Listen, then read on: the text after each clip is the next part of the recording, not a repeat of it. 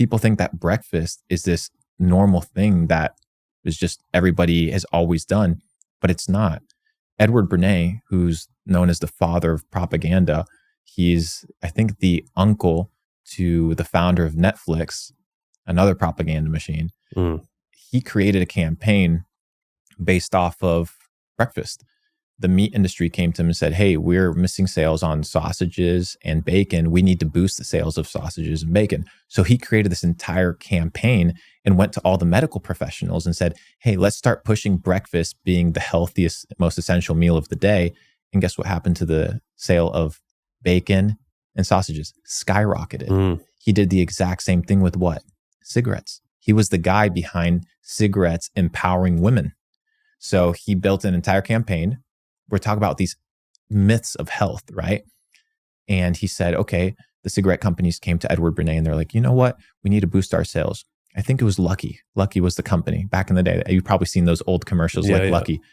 And the entire premise of the campaign was cigarettes to women are torches of freedom. So the entire campaign was, if you are a woman and you want the empowerment of being a woman and the freedom that comes with being a woman, smoke a cigarette. So what now? Health is correlated with breakfast.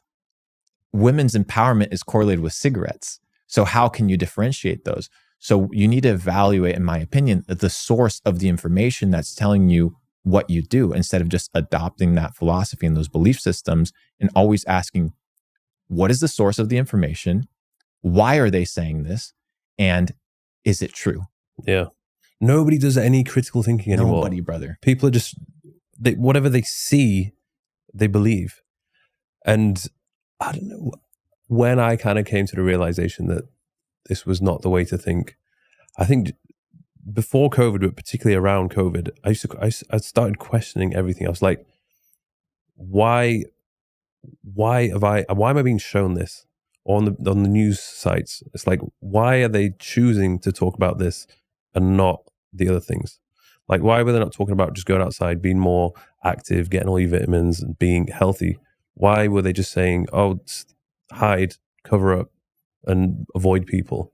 I mean, the answer is very simple. You just have to look at who owns the companies. Yeah. Right. So if you look at who owns CNBC, who owns Fox, who owns CNN, at the top of the shareholder list, you have Vanguard and BlackRock.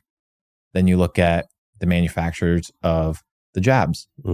Okay, Pfizer, Johnson & Johnson, Moderna, who are the top shareholders of those companies, Vanguard and BlackRock. Now you look at the flight companies that banned all flights. No flights unless you're taken care of. Who are the top shareholders? Vanguard, BlackRock. You look at the food. Okay, who are the top shareholders of all this junk food? Vanguard and BlackRock. So it's this ecosystem of how to print butterflies out of thin air. So the media is controlled, the food is controlled, the narrative is controlled, the transportation is controlled. Who owns Meta? Who owns Snapchat? Who owns, well, used to be, but still kind of does, Twitter? Who owns Google? They're pushing the same narrative the media is pushing. Oh, it's the same company. It's BlackRock. It's Vanguard. Profit-driven companies.